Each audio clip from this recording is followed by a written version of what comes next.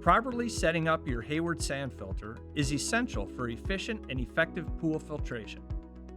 In this video, we'll walk you through the process so you can get your system up and running smoothly. Start by placing the base on a level surface.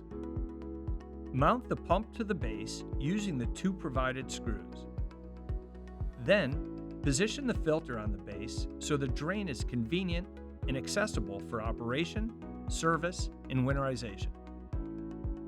Next, place the lateral assembly into the tank, making sure all the laterals are fully extended inside of the tank. Fill the tank about half of the way with water to protect the laterals when adding new sand. Cover the lateral assembly with the included cardboard sand shield or a cup to prevent sand from entering the center pipe. Slowly pour the new sand into the tank, filling it about 3/4 of the way. Position the O-ring directly under the collar of the multiport valve. Connect the multiport valve by inserting the lateral assembly into the port at the bottom of the valve head. Push the multiport valve down and carefully align both pieces of the C-clamp with the valve head and so that it aligns with the tank. Insert the screws on each end and tighten securely. Next, thread the pressure gauge into place by turning it clockwise. Wrap all fitting threads with Teflon tape, then secure them to the filter head by turning clockwise. Hand tighten. Ensure the elbow fitting is threaded into the return port and the straight fitting is threaded into the port labeled pump.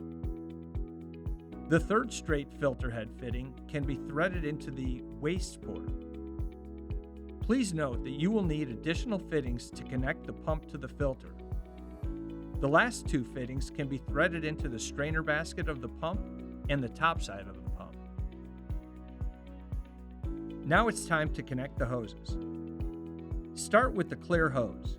Slip 2 hose clamps over either end of the hose and connect it to the top of the pump and the straight fitting on the filter head.